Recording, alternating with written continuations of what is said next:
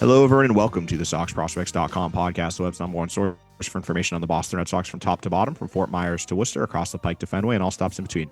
Thank you for listening. My name is Ian Kundle. I'm the director of scouting of Sox Prospects, and today I have we're back a lot sooner than expected because something happened, and I have an old friend joining the show. It is the ghost of Chris Hatfield. Welcome back to the show, Chris Hatfield's ghost. How are you doing? Remember me?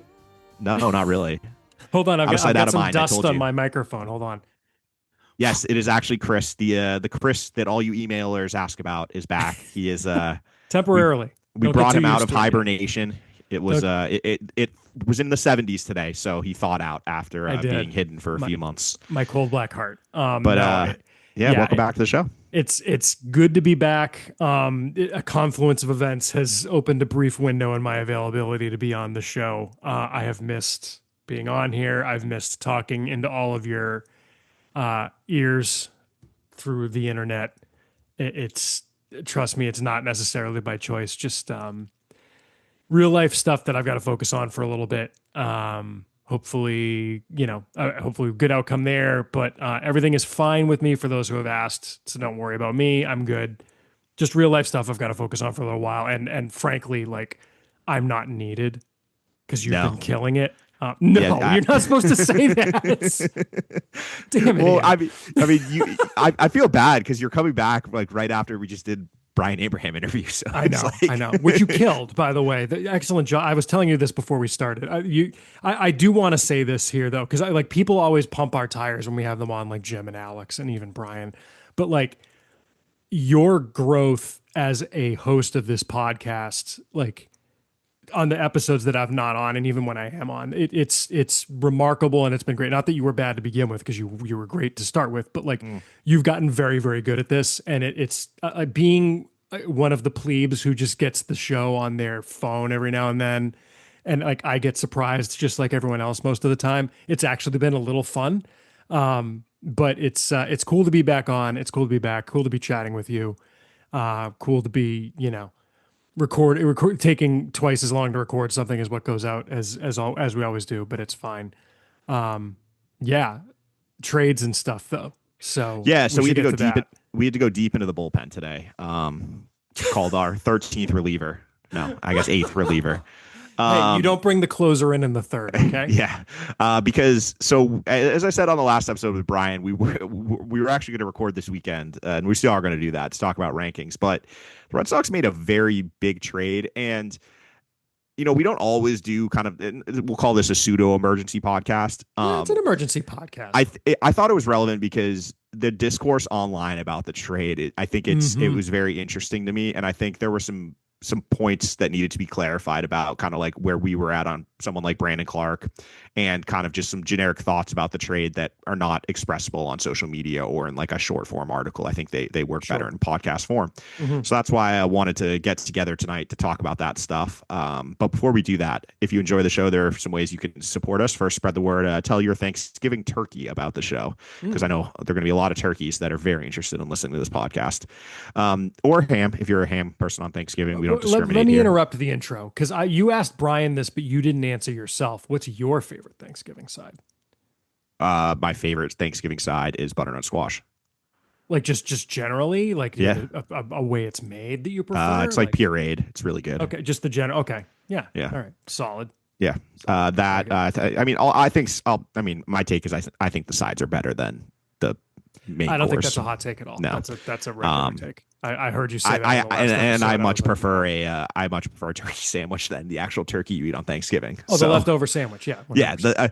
Yeah, I've long been arguing in my family that we should just go straight to the sandwich, but to no avail. That's a hot take, but I like it. Well, I mean, it's just such a waste. You cook this giant turkey, a lot of it, like, you always end up cooking too big a bird. It takes forever. Everyone like is stressed out. Is the turkey going to come out fine? Just skip the stress and go. And it's a pain in the butt to clean up afterwards. There's all those dishes and everything. Why not just go straight to the sandwiches? No one is ever going to complain about a turkey sandwich, and you still have all the sides and everything. So that's my hot take about Thanksgiving.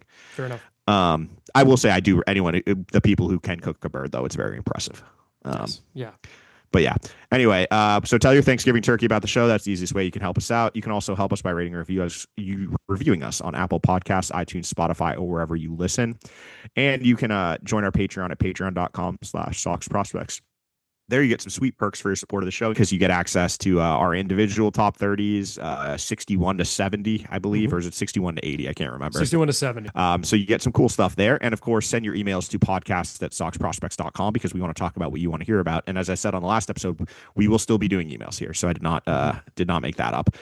We will be doing emails. We will be doing any non-rankings emails. So if you have rankings questions and feel free to get those in for an episode to come later, probably early next week with Mike, where we discuss our final rankings of the 2025 season. All right, Chris, should we get into the fun stuff? Because Sonny Gray many years after he was first rumored to be coming to Boston. Let's talk about that. Yeah, is a Boston Red Sox. I asked this in the Slack and nobody answered. It has been reported that the Red Sox were going to take him instead of Matt Barnes in 2021 in the first round if he was there, right? Like I'm not making this up in my head. Wait, did you say 2021? I think you meant 2011. Oh, okay. Yeah, obviously I meant 2011. Yeah. I'll be honest, I was not paying as close attention in 2011 to things like that. No, I believe it's been reported that they were going to take Sonny Gray. He was at Vandy, right? It sounds right. I'll be honest. It sounds right. That they were going to take him instead of Barnes, but the Athletics took him. The Oakland Athletics, just to show you how long ago that draft was. The Athletics were playing in Oakland. Took him one pick earlier. So what could have been, but finally they get their guy. Well, and then there was rumors of him being traded to the Red Sox in 2016, I want to say. Sounds familiar. So it's been a long winding road, but now Sonny Gray is a Boston Red Sox, and I guess Chris, we'll start out with you. What was your initial thought when you saw the trade? So a thought that I think a lot of people had, and it's funny that you mentioned the response online, because to me that's almost been more fascinating than the trade itself. The reaction that people have had, because look, Sonny Gray was not a name on anyone's radar, and I think when you get a name that's not on people's radar, if they're not ready for it, the knee-jerk reaction becomes what people immediately think, as opposed to having time to kind of marinate on it. Like I think people have been thinking of Dylan Cease, Michael King, etc. Right? At first, I was like, "Is this really going to?" I mean, the big question. I think the question we're going to wind up discussing here more than anything else is this the number two? Right? Is this the number two starter that Breslow came out and talked about? Is this the major starting rotation addition? And at first, it seemed kind of underwhelming to me, in part because of the age, in part because I knew, because we'd talked about him, the massive CBT hit he carried because of the way his contract had been structured. Well, but I think that's why he wasn't on anyone's radar, is because nobody assumed that contract was tradable. I may have, in fact, the way you put this on a recent episode, pulled a Chris Hatfield. Don't think I'm not listening. In that, I think I told someone on the forum that there's no way they trade for that cap hit, which turned out to be technically accurate. Technically accurate. Yeah. There's no way you add Sonny Gray at 40 million. No, it's 41. It was 41. Was it originally? Because he was making, I thought it was 40 because he was going to make 35 and he had a $5 million buyout. But they ate 20 and the hit is 21, I thought. Well, because they restructured his contract. Oh, okay. I missed that. Yeah. Maybe you're right. It could be 40. I just assumed it was plus 20 to whatever it was right now. So just to remind people, when you sign your contract, you count against the CBT for the average annual value of the contract, right? So if you have a contract that's a 3-year contract for $30 million, you get $10 million every year. Obviously, it's $10 million AAV. If you have a 3-year, $30 million contract, but you get paid like 5, and 20, you still count for $10 million a year. But if you get traded, it recalculates your cap hit. So he had 1 year remaining at $35 million and a $5 million buyout with a team option for mutual option. No, the way it was worked. I think it was a team option, but he could opt out.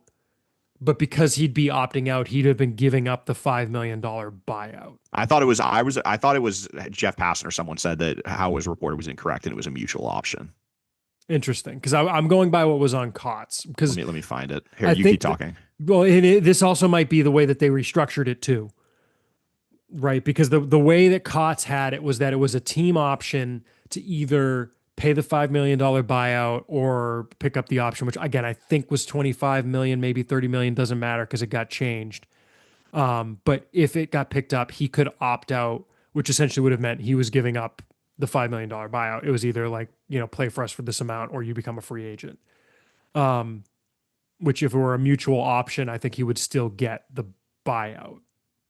Yeah, so this is what Passan says. The Cardinals are sending the Red Sox 20 million to cover Sonny Gray's salary. Gray's contract will pay him 35 million this year, and there is a $30 million mutual option, not club, as has been previously reported, with a $5 million buyout. Okay, and so that was before they reworked the deal. Correct. Okay, that makes sense. That makes sense. And then the source confirms that they did rework it. They reworked it so his 2026 salary will be 31 and the mutual buyout of 10 million. So Gray's essentially getting 41 million for this 1 year. Right. And the Cardinals are sending 20 million. So correct. He counts so he's 21. So he counts as 21 for the Red Sox. Yeah. So I think they're both right, but it's a mutual option that is not going to get picked up, obviously, now. And can we address one thing since we're talking about the money? This is not John Henry being cheap. Like the CBT matters beyond like John Henry. Oh yeah, no, this is not. Yeah, his contract was untradeable at 41 million. Yes, the Cardinals knew they were having to eat that much if they wanted to get rid of it. Yeah, and get anything of note in return. And I honestly I'm fine with the trade. I'm sure we'll talk about that next. But if your take is that John Henry's being cheap and they have to give up better prospects because of it, like, no, you can't just take on a $40 million cap hit for Sonny Gray. No, it's just not doable. And so I think let's get into Sonny Gray himself, because I think this is the thing that I think is the most interesting to me is obviously Craig Breslow was adamant they wanted someone who can pitch right behind Garrett Crochet or I think he said the words next to him or something. Mm-hmm. Basically a co-ace was what he was alluding to. And again, this is why if I was a GM, I would never say stuff like that. And that's the first. I mean, how many times have we said that? Why set? Well, but then did you see he back in his press conference talking about the trade, or not press conference, but media availability? Mm-hmm. He said he didn't want to put a number on Will Gray will fit in the rotation. And I was like, okay, that's progress. Yeah, well, he said that, and it's like, we don't want to why put numbers on it now? It's like you did it like 2 weeks ago. Yeah, you literally said it. I was wondering why he said that. It was funny. Anyway, so Sonny Gray has been he's been with the Cardinals the last 2 years. He was worth 1.4 B-WAR last year, 1.8 WAR B-WAR in 2024, 5.6 in 2023. So he was second in the Cy Young back in 2023. So he's been very durable. It's 160 plus innings the last 3 seasons. Last year, I think the biggest things of note were his breaking ball was one of the best breaking balls in baseball, 97th percentile. Mm-hmm. Really good stuff there. He's got kind of like, because the fastball is light, he averages 91.7 on the fastball, and the fastball is not very good. 23rd percentile for run value for the fastball, and the changeup similarly 17th percentile. But he's got a bunch of different pitches. Like Savant has him for 7 pitches that he threw last year. And when you can throw a bunch of different pitches, you mix speed and you have an elite breaking ball, you can be good. And I think the thing that, like, if Sonny Gray was your number 3 starter, you'd be thrilled. If Sonny Gray is your number 2 starter, you're probably okay with it, because while he's not a prototypical power number 2 arm, this is a guy who struck out 200 plus batters the last 2 seasons. He doesn't walk guys, 93rd percentile for walk rate last year. If you look at and stats on Twitter had some good like data with this one. Like, he doesn't give up pulled fly balls to left field, which at Fenway Park is massive. The majority of his air contact is to right field or center field, which is going to play really well at Fenway. And I think I can't remember. I think they might have talked about this in the press or in the media availability.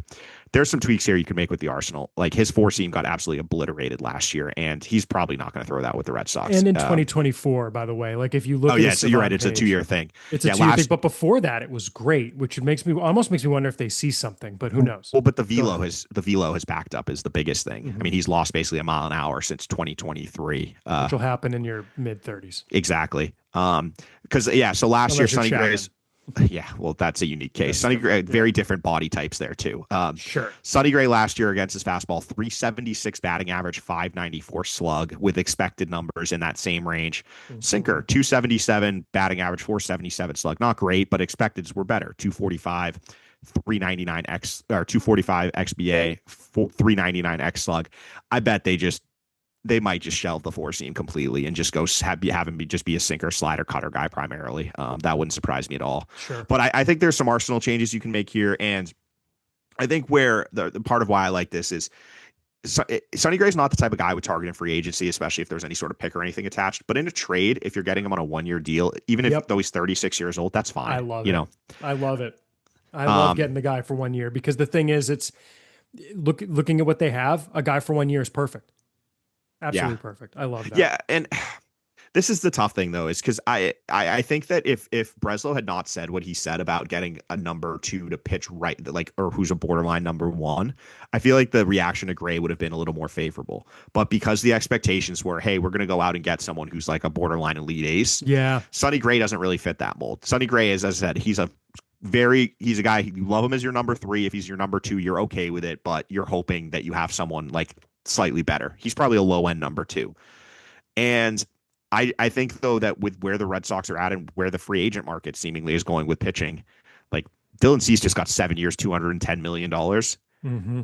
The Red Sox were never going to do that. No, Like, I mean, no. they offered it Nor to should Fried they. last year, but like 210, Fried is a much better pitcher than Dylan Cease. And I was very intrigued by Cease. I'm sure the Red Sox were.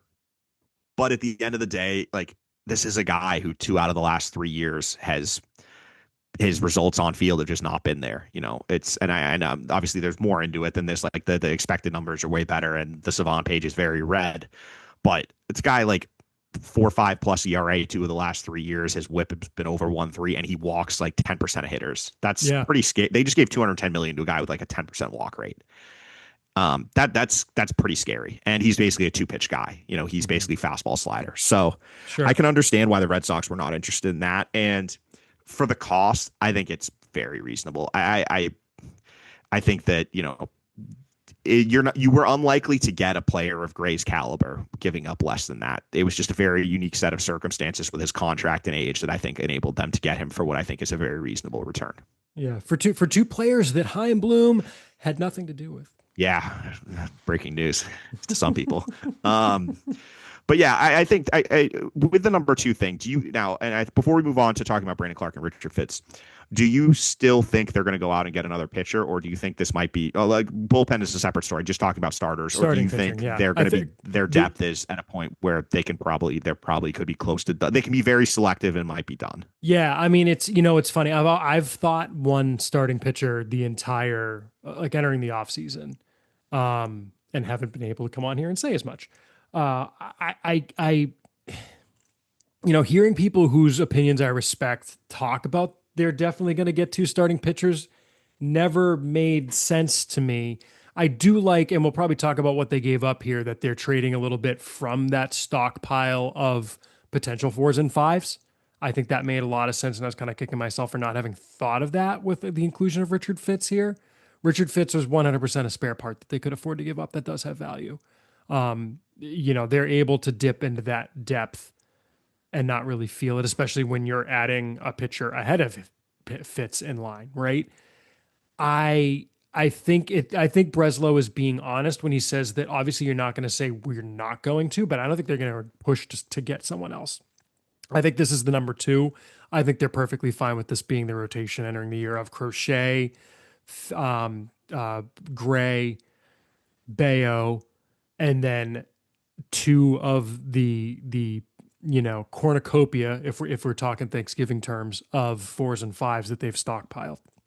I'm completely fine with that. I think the Red Sox are completely fine with that. If something is presented to them that makes sense, let's say the Twins decide for some reason they're having a fire sale and like they're going to give up Joe Ryan for pennies on the dollar, then yeah, they're not going to say no. But I don't think they're going to I don't think Craig Breslow is going to be pulling all nighters trying to get another starting pitcher. Is that where you are? Yeah, it's tricky because I don't, other than Cease, there wasn't really a free agent option like that intrigues me that much. Other than I will say, I don't know how to pronounce his name. Imai, the Japanese Oh, the starter. Japanese pitcher. Yeah, Yeah, he yeah, intrigues he me, is intriguing.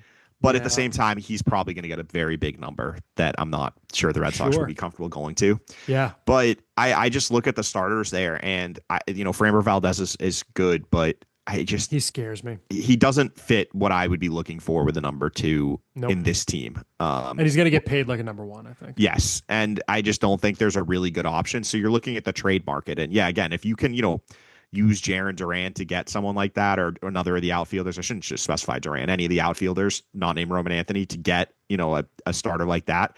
I think that probably might have been done already. Like, I just don't know if that's out there, because if you're a team like the Twins, why would you want Jarren Duran or Wilyer Abreu or any of those guys? That doesn't fit your timeline at all. Mhm.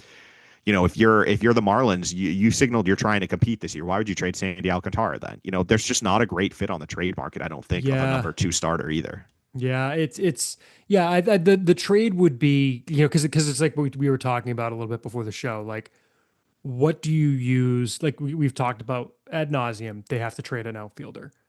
What do you use that outfielder for now? Like, is it to get a bat? Is it to like? I mean, it seems like you're going to get a bat in free agency. Like, I'm very curious to see what they do. Like, do you use that to, you know, stockpile the system again or something? I don't know. I don't know what you do now.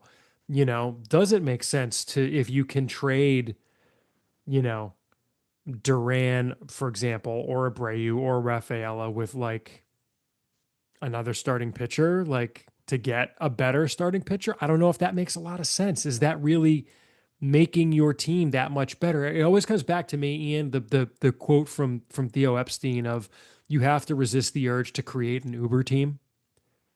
And the reason you don't is because just at some point you're using resources for marginal gains that aren't worth it. And so I can't see them doing that to get another starter. I think there are enough holes in the lineup. Look, the infield is one giant question mark other than Trevor Story, as you've mentioned here, right? Yeah. Address the infield with that stuff. Yeah. The starting pitching is in a good spot to me. Yeah. And that's where I think I'm at too. Like, it's a Sonny Gray obviously was not someone I was on my mind, but after acquiring him, I just think it like the cost, everything fits well. It's a good contract now. The cost was not prohibitive. It was a very reasonable price. You didn't really trade anything you look at right now is gonna stop you from doing any sort of other big deal. Those are not guys who are going to headline a sort of deal to get a Yeah. bat or anything. Yeah. And you still have your pitching depth that you can, and this is why you build up pitching depth. Honestly, this is why you've been putting such an emphasis on pitching development with in the draft and internationally. Like, the guys you're bringing in and the staff you're bringing in, they put a lot of money and time into this, and this is why you do it, so you can go out and get a guy like Sonny Gray who can help your major league team this year be a very solid 2 to 3 win pitcher probably. And in return, you gave up guys that if you were to rank trade chips in the system, probably neither of them is in the top 10. So that's why you stockpile that depth. And I think now it's all about the bats. It's, do you re-sign Alex Bregman? Do you go out and get Pete Alonso? One of the other corner guys. You have to add at least, I think you have to add 2 hitters, and I don't know how you get there, like whether it be both free agency, one trade, but the infield DH, that area is how you can elevate this team right now, because I think between the outfielders you feel very comfortable out there. But, that infield, as you said, is just a major question mark. Like, I know everyone's just penciling in Marcelo Meyer into one of those positions, but do you have confidence right now that Marcelo Meyer, is going to go out there and be a above average regular immediately? No, I want to, but I feel better about it if that's the one question mark in the infield, not one of 3.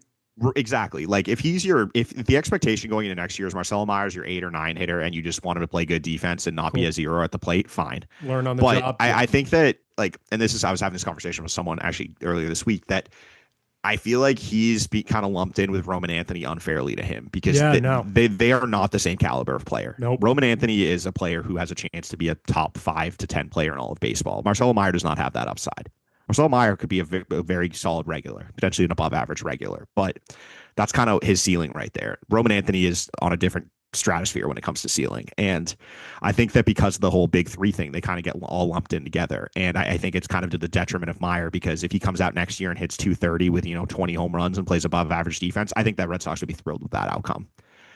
And that, I think, people would view as a disappointment, though, because Roman Anthony's probably going to go out there and be in the All-Star game next year, and maybe get MVP votes. Yeah. So Yeah. I think with someone, addressing the infield has to be the key, or has to be the priority now. And if something falls into your lap, starting pitcher wise, and I don't even think, frankly, it has to be a number two starter. Like if let's say like you can't figure out a trade for one of the outfielders, and Cincinnati comes calling, and it's like we'll give us one of the outfielders for Nicola Dolo. I wouldn't hate that because like Yeah. Sure. if you run out there with Crochet and then three guys who are probably number three starters as your next three, I think you can kind of you can justify that and hope one of them takes the next step forward, and then use that fifth spot for Connolly early, Patrick Sandoval, Connor Crawford, whatever. I think that's a defensible way to do it too. But now I think the first priority has to be figuring out the offense because they've got money to spend. They need at least two high end contributors, and now that you've made this trade, I think it just gives you more flexibility because you know what the number is of the pitcher that's currently going to be your number two, and you know what you gave up to get them. So that's set. Now it's about how do we improve our offense. And before, just really quick to double back before we completely get off of the Sonny Gray piece of this, I think there's a lot of consternation. This happens every time we talk starting pitching in our forum on the website. It happens on social media. People get hung up on what is a number one, what is a number two, what is a number three, et cetera, right? And I think that like that piece of it, I try not to think of it that way too much because that can turn into such a subjective exercise. Look at it this way. We talk about players on a 20/80 scale, right? When we're talking about future value. On the website, when we give guys grades, we're talking about future value. I think maybe talking about what's a 70 pitcher, what's a 60 pitcher, et cetera, maybe is a better way to look at it. I think for one season, you'd have a hard time saying that Sonny Gray is probably not a likely 60 grade pitcher for 2026. And when I looked at it that way, when you look at how that's generally defined, like a likely number two, number three pitcher who's probably giving you 2.5 to 4.5 wins above replacement, I'm pretty confident that he can give you that if he stays healthy. And there's no reason to think he can't because he's had good health, at least as much as any other pitcher. And thinking about it that way is really what made me okay with, okay, you know what? I think I'm okay with Sonny Gray in the two spot because I think he can be that. Is he a flashy, like, could be an ace on most teams type guy? No. But again, that's not necessarily what they needed. And that goes back to if Breslow hadn't said what he said, would you have even expected them to do that? Right? They weren't going to get Cease to be that. Sonny Gray fits what they needed in this rotation. It's a guy with a higher 2026 expected value than what you really can reasonably expect out of a Brian Bayo.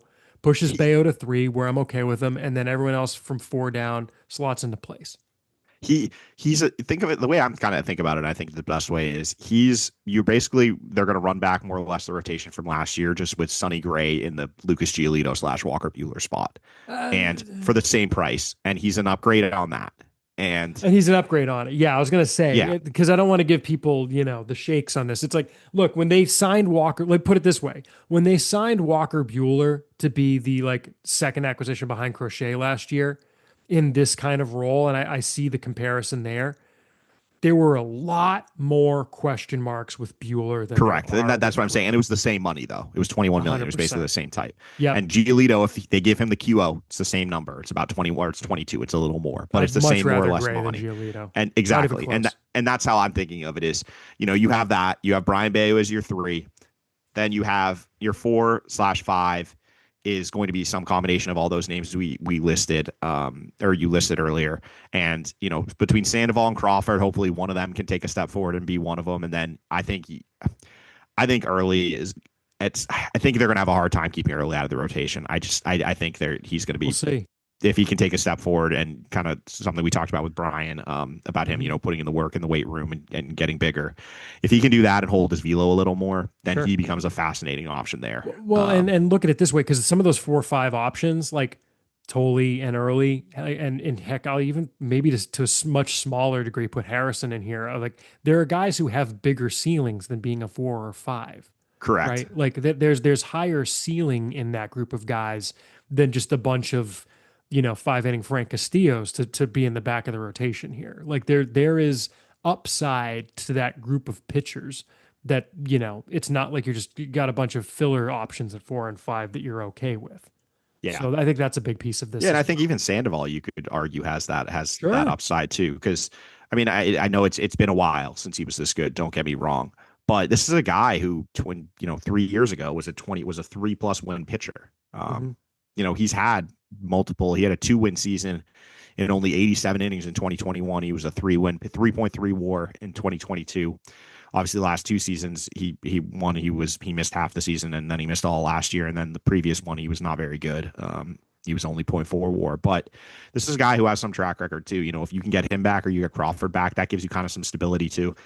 It's look, in an ideal world, you go out and you get a true number two starter also, but I think that when you look at the where this team is at right now, it's Gray is a perfect fit for them, and it allows them the flexibility, both prospect capital wise and financially, to go out and add the bats they need. The question is, will they do that? We'll see. And if they don't, I'll probably have to reevaluate. Or it's one of those things that you can. It's hard to truly evaluate this trade before seeing what the other moves that happen this offseason are. And once we see what they do on the offensive side, then I think it would make sense at the end of the offseason to circle back and be like, okay, this is what they did on the pitching side. This is what they did on the offensive side. How do we look at it now? Shall we move on to what they gave up? Yeah, let's do that. So the return for the Cardinals is Brandon Clark and Richard Fitz. Fitz obviously no longer ranked, given that he had graduated, but he was one of those guys in the 4-5 / depth range. I think really someone, Ian, who am I wrong that like really didn't seem to have a shot at those spots? And honestly, I was kind of wondering if they were going to move him to the bullpen I because it mean, seemed like he fell behind yeah, last year, yep, and I don't think he's someone. If you're the Red Sox, that he's not the caliber pitcher I would want in my starting rotation. I think that he's a fine depth option. exactly, yep. Like he's someone I'd probably rather have in AAA, kind of like my seventh, eighth starter. But if you look at the Red Sox current roster, he was not going to be. I mean, No, he was probably eighth, ninth, depending on Hunter Dobbins' health. So yeah, yeah, yeah, I because don't I would think have the three. It was going to be the three: Sandoval, Crawford, Harrison, I would have those six. Totally I would have early. Early, and I would have Dobbins. I think you could make a case like him and Tolley, because I think Yeah, Tolley just needs more time in the minors. He's I think more that's right. upside, but Yeah, but I would still. I mean, I would be surprised. Like, I mean, look, that's kind of why I was wondering. I was wondering, are they going to give him a shot at making the team in the bullpen? Because that seemed like an easier path to the majors for him in this organization. Whereas with the Cards, like I could their see him in. rotation is who knows. Yeah, He could break camp with there them easily. there are a lot of scouts who think he's a reliever long term. Have always had, and Hmm. not, I circled back after the trade, and nothing had really changed. Yep. Yeah. And so I think that's why, yeah, you had no issue giving him up Yep. as the first piece. Yep. And Clark is interesting because Clark, we've got him in the new rankings that we just updated as the number 8 prospect in the system. And I think the 6th pitcher, is that right? Do I have that right? I believe Because he's so. behind Arias and Josti. Yeah. Yeah. Because he was ahead of Gonzalez at the time, who moves up to 8. Yep. So, yeah. That said, look, and this is where a lot of the discussion I think that we had referenced, it's that and then is Fitz the number? Sorry, is Gray the number 2? But the giving up of Clark, and I mean, I think to me the big thing. Tell me what you think, Ian. But to me, it's like if you had told me entering the offseason the Red Sox are going to acquire their number 2 starter by trade, and Brandon Clark is going to be the top prospect they give up, I'd have been like, giddy up. Like, let's Yeah. go. Yeah. Like, not that that's nothing to give up because it's big stuff, but like, I'm fine with it. And it seems like he was a guy that they may have been shopping at the deadline. And I think they found No, a they taker were. I here. mean, I think we said it before. They were. Yeah. Like he Yeah. was very available in trades at the deadline. Mm-hmm. So Um, where are you at on this? Yeah, I had no problem giving up Clark. I like Brandon Clark a lot. Mm-hmm. I think there's definitely a major league arm. I also think there's a lot of risk there, Ton and of reliever risk. I think that's the part that I think gets, because it's hard because when you're looking at prospects, you want to look at the positive things and you want to emphasize them and make sure to look at the upside, but like you also have to factor in risk. And if you're talking about the pitchers that we have in the top 15, Like he's right up there, even with someone like Yoko Fajardo, who is Joker, yeah. yeah, who's what 19. Like risk Right. wise, I like Clark might have more risk than him to be like he is not a certainty to be a starter. There are a lot of scouts who don't think he has any chance to start. I He's think yet to there's pitch in the fifth inning in a professional game. yeah, yeah, and last year was weird. Like I'm not digging him for injuries. It Sorry, was not that's wrong. Yet to complete no, five. he's I'm sorry. complete five. Yeah, he's never Yes, complete. I don't sorry, think he's I ever gotten misstated. more than His 13 season outs or high was something. 4 2/3. Okay, 14 outs. Yeah, I was to say it was around 13, 14 outs. Um, but with Clark, there are a lot of things that are really good. His velocity is insane. I mean, this guy tops out at Yep. 100. He's got a lead extension. His slider whiff rate was the highest in the Red Sox org. It's a nasty slider. Hmm. It's really good. With that said, Big body. yeah, great frame, great extension. With that Ton said, to with love. this, it's still like the strikes are just not there. Like I'm looking at his fastball data right now. Mhm.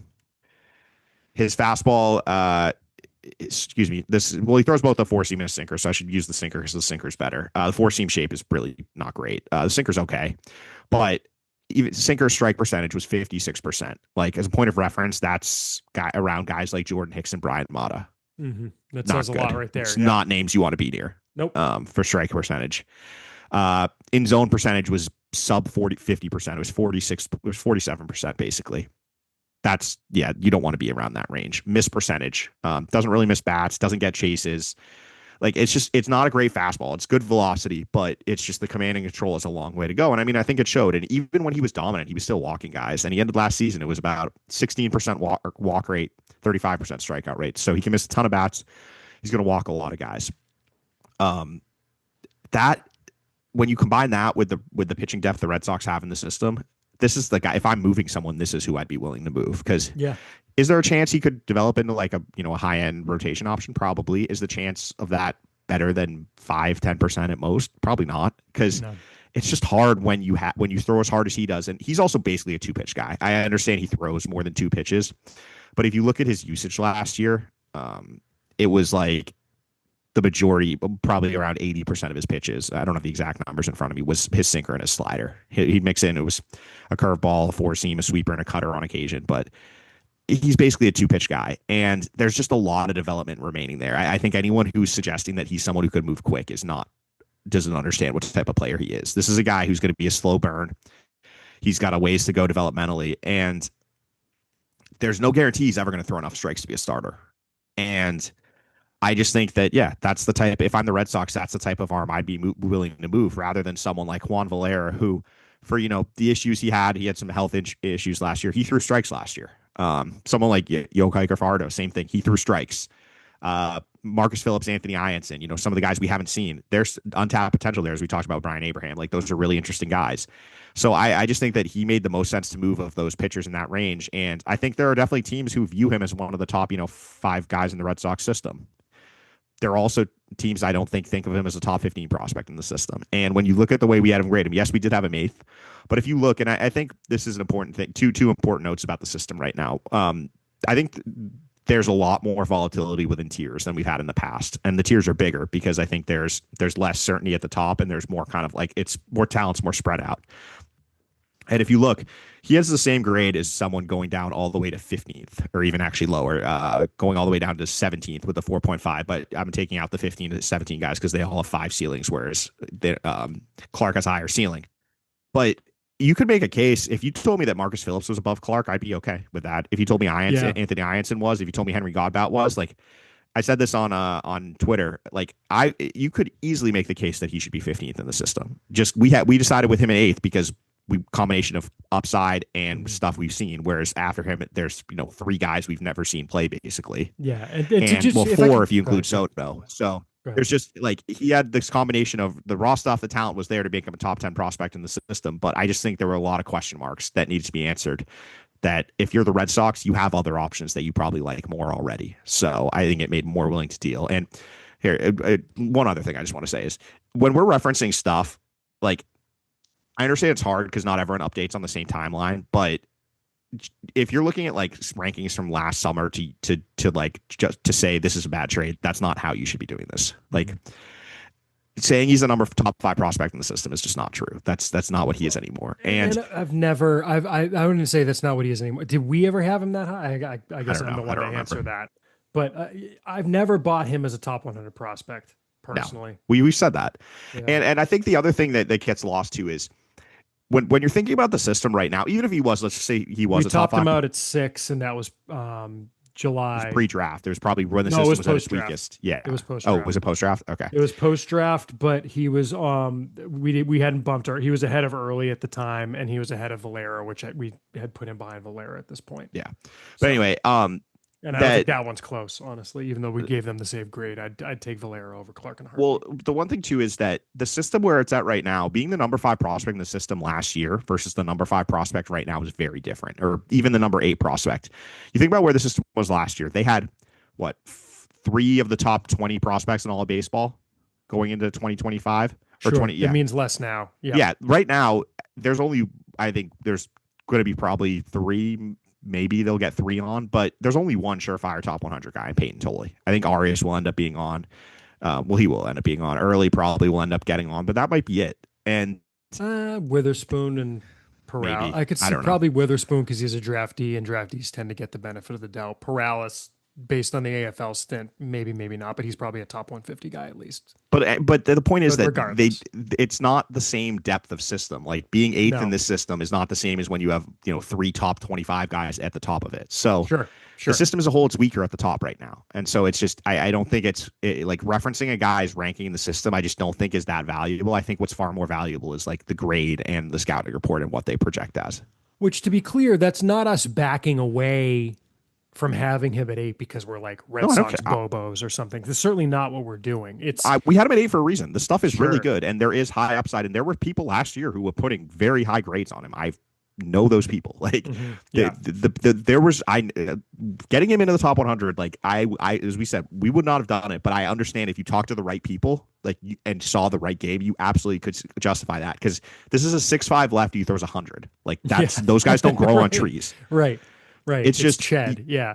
you have to acknowledge there is a ton of reliever risk here. And Yeah. I think the overwhelming likelihood is he ends up as reliever. Could he be Andrew Miller out of the bullpen? Absolutely. And if he does that, I'm sure the Cardinals would be thrilled.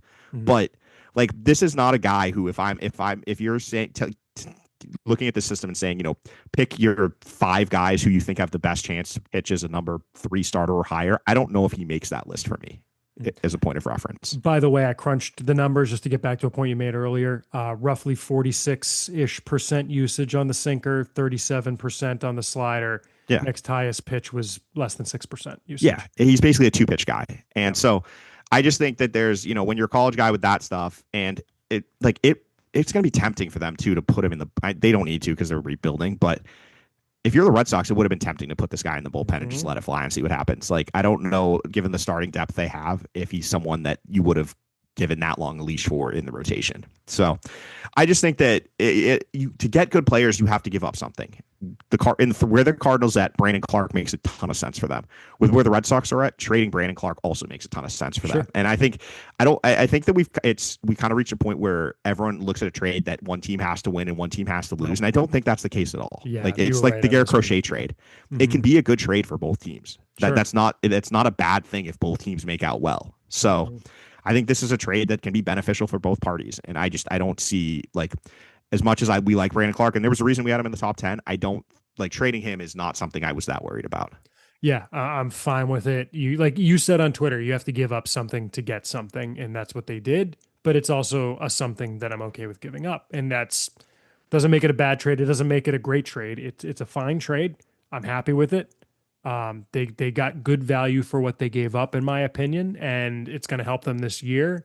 I like acquiring a number 2 who's got 1 year where it gives you the flexibility of A, entering a really uncertain labor situation before next season, and B, where it's very possible Peyton Tolley and Connolly Early take steps forward this year that like one of them is your number 2 next year.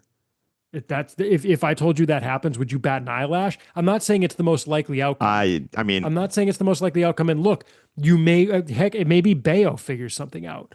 But maybe you need to go get someone next year. And guess what? You can do that. Maybe it's in free agency. Maybe it's another trade. I don't know. But like, I think there's flexibility here where you didn't have to give up Peyton Tolley, Connolly early, even a Joyker Fajardo or a Kyson Witherspoon to get that number two. Yeah. And, I'm cool with it. and I think the other thing, and I think this is a point that I saw Alex Spear made in his article about it. He mentioned a thing. He mentioned, this is the direct quote: the Red Sox now are the bat as their top priority, while taking an opportunistic approach to adding other parts of the roster, whether a second bat, a trade for another starter, albeit with a thinning farm system or bullpen upgrades. And I think that's an important point because, and I saw some pushback on this, that people didn't agree that the system is thinning. The system is definitely thinning. It's not thinning for bad reasons. It's thinning because they graduated guys to the major leagues. Like, that's going to happen when you graduate. Roman Anthony, Marcelo Meyer, and Christian Campbell, who were, as we said earlier, 3 of the top 25 hitters. The system is going to be thinner. But you combine that, you graduate those guys. You have the Garrett Crochet trade. You have, Dustin May trade, which you didn't give up a ton, but I like Zach Erhard. Like, he's another solid depth bat. Other trades they've made, they've sent a lot out over the last couple of years, and the system is not as good as it was last season. This is going to be a system that probably ranks 10th to 15th, I would guess, in baseball. Yeah, probably. Still, average, above average, but it's fine.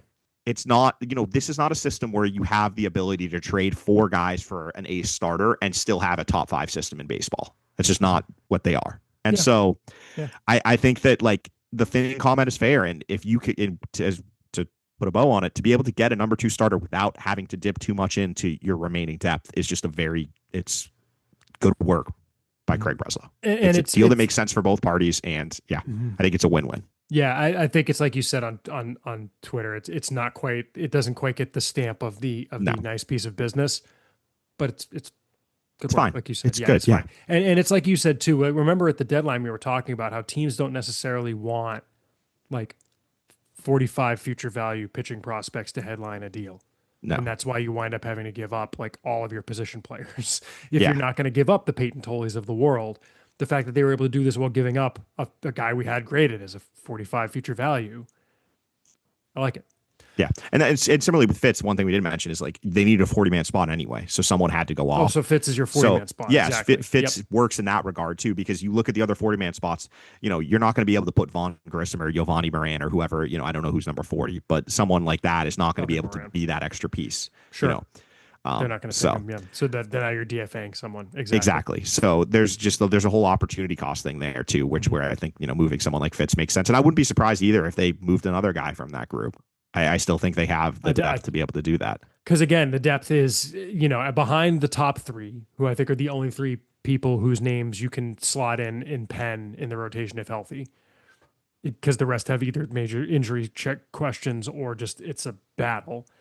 For 2 spots, Sandoval, Crawford, Harrison, Tolley, Early.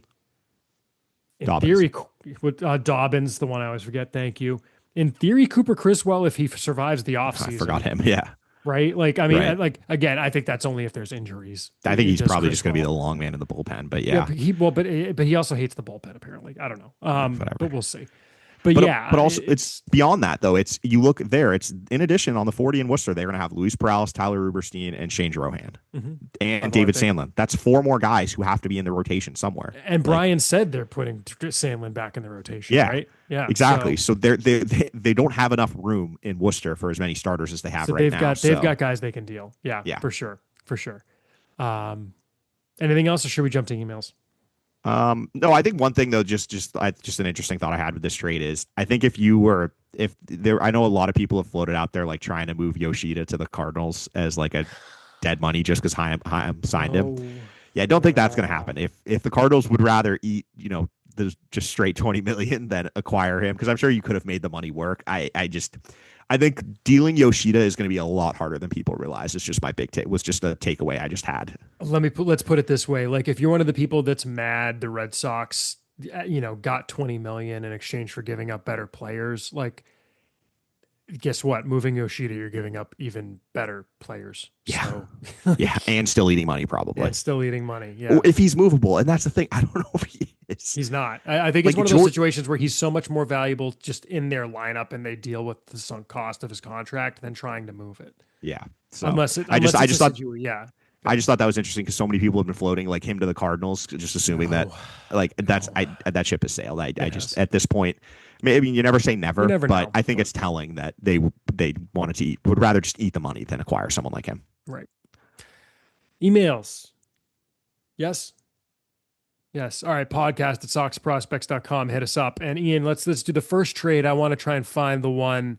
Yeah, Chris B sent us an email that related to the trade.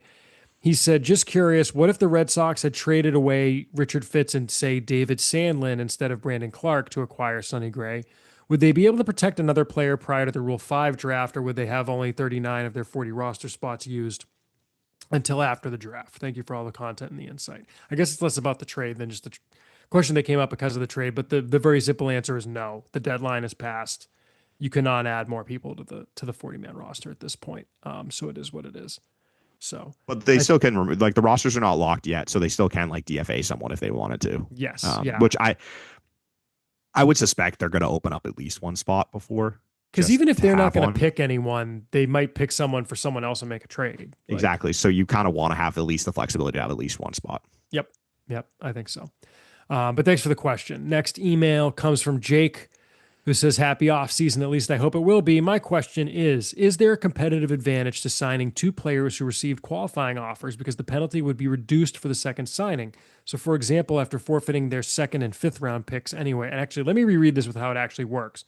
After forfeiting their second and fifth picks anyway, is it better to quote unquote only lose an additional third and sixth pick for the second signing? Is there any downside to this approach other than a smaller pool to sign draft picks in the remaining rounds? Thanks, Jake. So, just to be clear, it's second and fifth picks this year because the Red Sox, presumably this hasn't been officially confirmed yet, but went over the CBT. And as a CBT payor, your penalties for signing a qualifying offer free agent are different. In that situation, Ian, to me, the answer is no, because I'm not giving up 4 draft picks to sign 2 major league free agents. I think at that point, you are creating such a hole in your amateur talent acquisition that it is just not worth it. I will say in the situation where they're not a CBT payor, where you're only losing the 1 pick, I can kind of see it. I can kind of see it. If you could maybe make that worth depending on who you are signing. If it's 2, capital S studs, then yeah, then in that case, I think it may make more sense because the penalty for signing the second one is a little less. But in a situation where you're losing 4 picks, I don't see it. Is that where you sit? Yeah, I think that 4 picks is just a little excessive, and I just I understand the logic of it. It's basically kind of what we talked about in the past, back when there was the old like cap system. Would a team ever just throw away one, like go way over 1 year to throw away the next draft? And I just think it's just with how limited opportunities you have to acquire talent. I just Yeah. think that's risky. Yep. Yeah, and that's a lot of cap bonus you're giving up too. So, And also you have to remember that like your first round pick, if you're doing that, your first round pick is likely going to be pushed back 10 spots. Like there's a bunch of other punitive penalties that we're not even oh, you're mentioning there, saying if you're going past the second CBT which you're level, probably going to be yeah. doing if you're signing 2 QO guys. So Potentially, it's like unless you're some team that's been, well, I guess if you weren't under, right? Because you were already over. right, because Yeah. the thing is you're already over in this scenario. Yeah. So Yeah, that's true. yeah, it's That's true. Next question is from Sean, who says, hi, Ian, Chris, and Mike. So I stayed on his email greeting, even despite not being on for like months.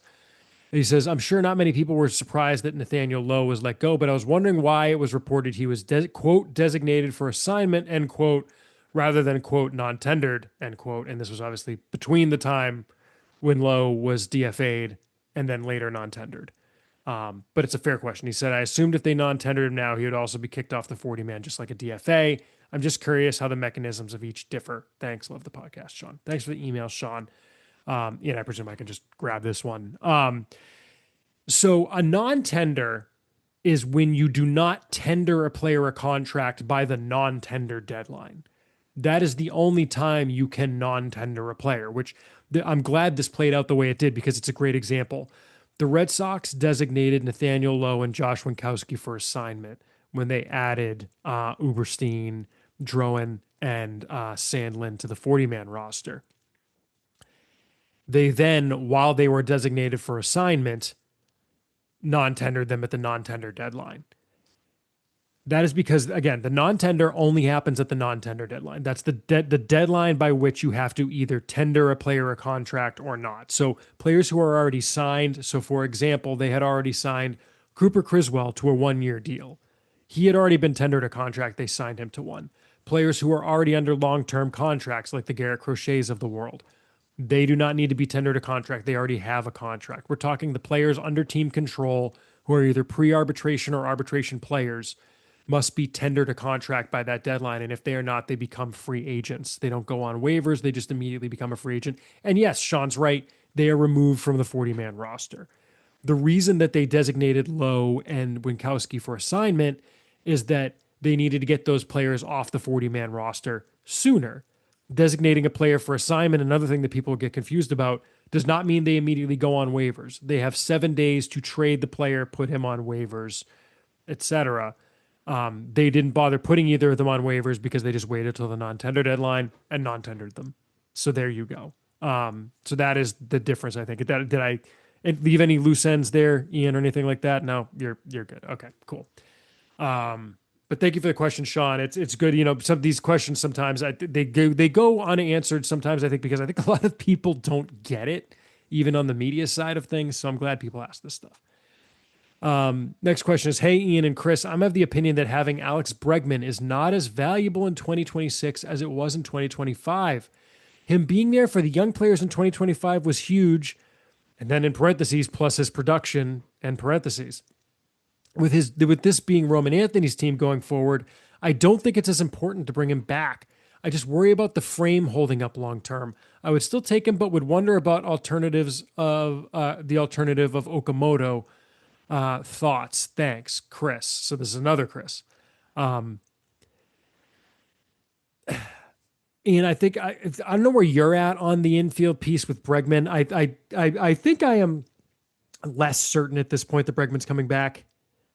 I think the alternatives are out there. The Japanese players. I don't know how I feel about it. Where are you at on this? And I don't think that I agree with this part of it because you always want good guys in the locker room to help be leaders on the team. I don't think it's now Roman Anthony's team. I don't think Roman Anthony's going to be the one like giving rah-rah speeches in the locker room or taking players under his wing. I think it's still, there's value to him there and there's value on the field. You need a third baseman.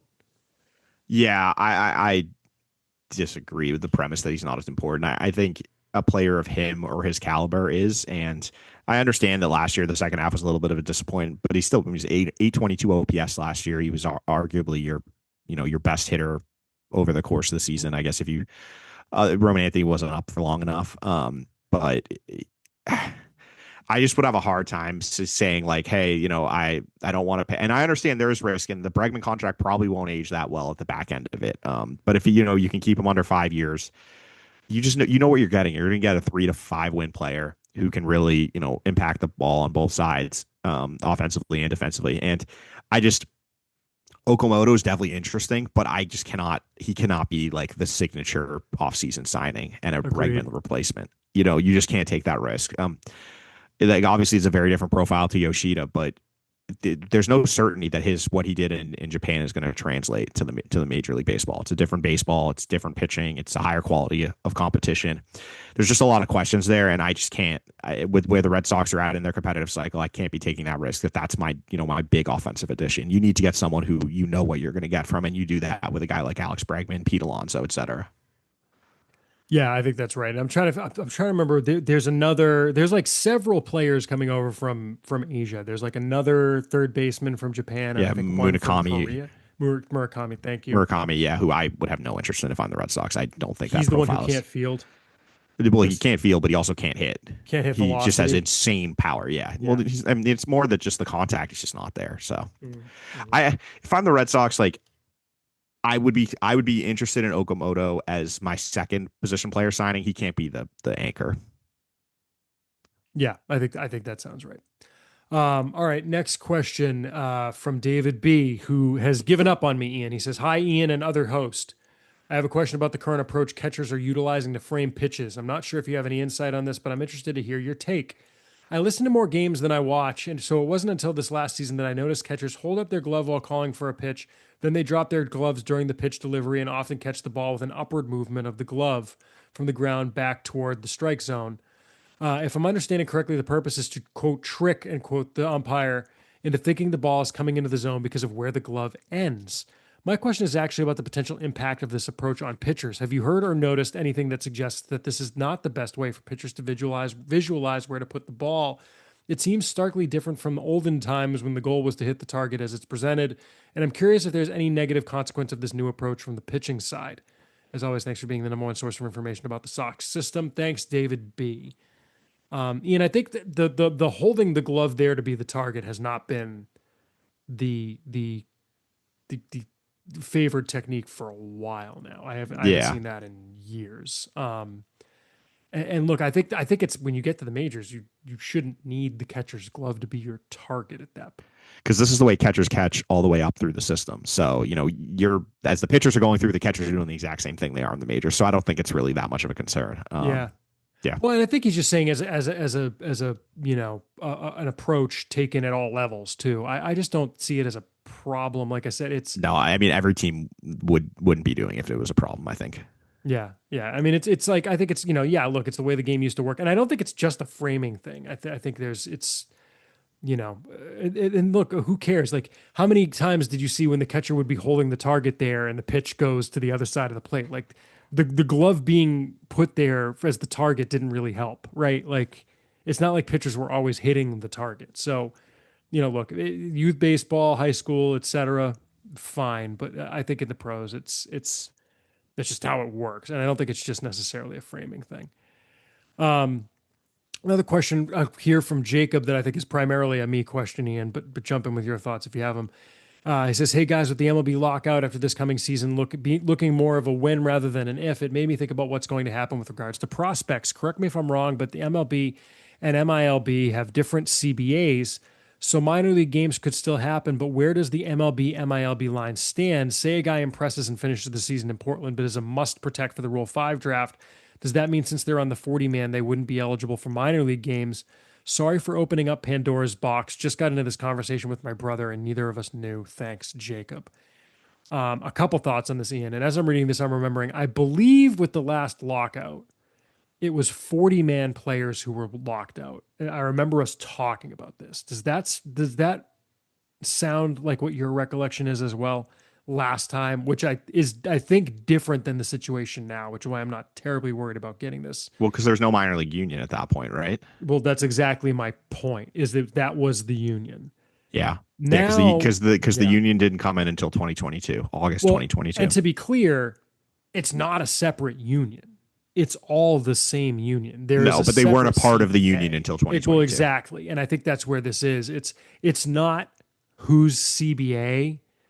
It's they're locking out the players union. And so I think now I don't know this to be true. I would presume this to be true. And maybe I should probably ask like Michael McCann or someone about this. I believe in a lockout, it's everyone in the union now. So it would be everybody. I don't think it would just be like the 40-man roster guys. I could be wrong about that, but that would be my impression because the union is the union. So I think the minor league CBA ends at the same time as the major league one anyway. So yeah, I would presume they would negotiate them at the same time. Would assume so. Yep. But maybe we'll confirm that. I'll reach out maybe to Michael McCann, the UNH sports law guy. He's tremendous. So I'll see if he's got thoughts. In our final question, I believe this episode, comes from John, who asks regarding a recent article in The Athletic titled 5 Potential Freddie Peralta Trades If the Brewers Decide to Deal Their Ace. The article features a mock trade with the Red Sox in which the Red Sox give up Peyton Tolle and Anthony Ianson for Freddie Peralta. And it also says within the article, quote, Tolle doesn't have a ceiling anywhere close to Peralta's, end quote. My questions are, 1, do you believe that's true? 2, what is the league-wide consensus on Tolle's ceiling, if there is one? And finally, 3, what do you guys think of this mock trade? Thank you again, John. And I guess before I throw it to you, Ian, I just want to say, I don't think we want this offseason to be like, send us your mock trades and we'll tell you what we think of them. But this was one that was out there, in an article. And what do we think? I get that. That's okay, I guess. But again, the questions are: do you agree that Tolley doesn't have a ceiling close to Peralta's? Is there a consensus on his ceiling? And what do you think of the mock trade? Ian, I defer to you. I think that Peralta, like, he's a very good pitcher. Don't get me wrong. He's had 2 seasons over 2.5 WAR in his career. Mm-hmm. Like, I feel like he gets mentioned as like a surefire ace. And don't get me wrong, I would take him as the number 2 starter in a heartbeat. Sure. But he's really only had 2 seasons where he's performed at that level. And last season just happened to be his best season of his career. So I think that, the recency bias has kind of led people down that route. Recency bias worked okay with Crochet. That's true. With Peyton Tolley, I think that the range of outcomes is wide, and I think that's acknowledged as much. There's definitely reliever risk, but also he's improved so much. He's been focusing on pitching for such a small time, and he has kind of that drive, and he obviously wants to be a starting pitcher, as we talked about with Brian. So I think that you could see the best case scenarios. He's probably, I don't think he's an ace, but he's probably maybe a number 2-ish starter, something like that is the ceiling.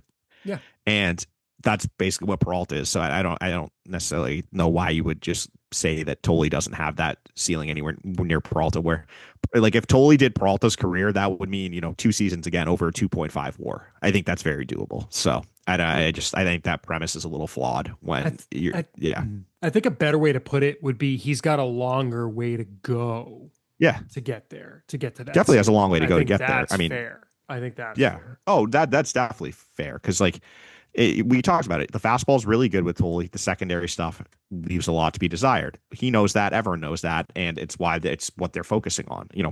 Peralta's a guy where you look, he's got his secondary stuff is like elite. It's 88th percentile for breaking ball last year, 96th percentile for off speed. Mm-hmm. Like, to get there, Tolley has a long ways to go. And yes, if you're just isolating Peralta's 2025 season, maybe Tolley never reaches that level, but not many pitchers do. I mean, Peralta was one of the top 5 to 10 pitchers in all baseball last year. Yeah, that sounds so. Good. Yeah, I think that it's just a lot of recency bias there. I think there's a reason Tolley's the number 1 prospect in our rankings. He's number 1 in Alex Spears Baseball America rankings. He's going to be a top 25 to probably 40 national prospect. Like, he's a very good player. So I think that idea, it's just a little recency bias.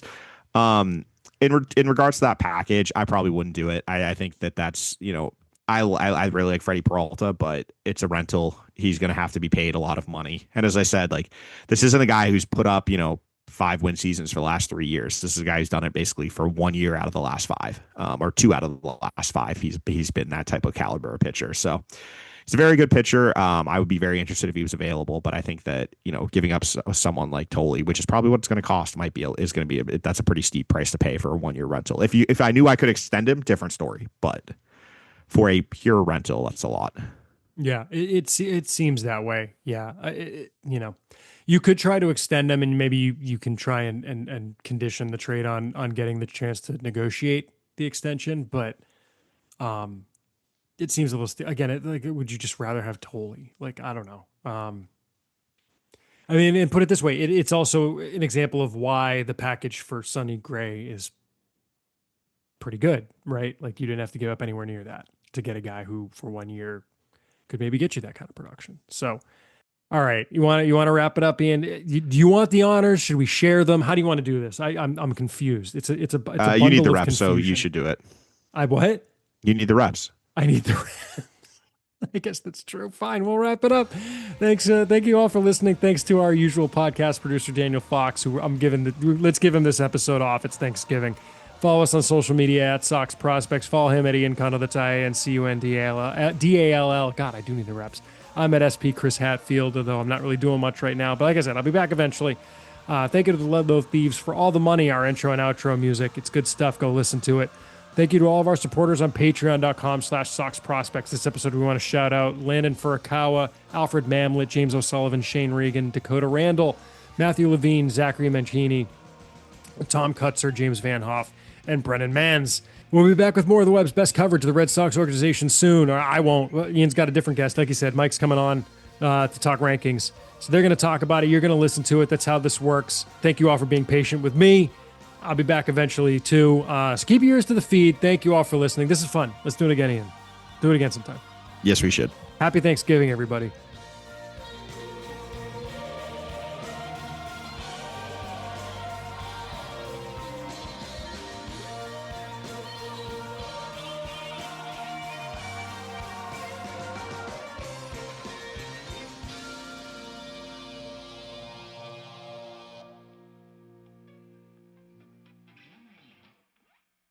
just made it sound like I have some sweet guess, and I'm like, I Yeah. don't.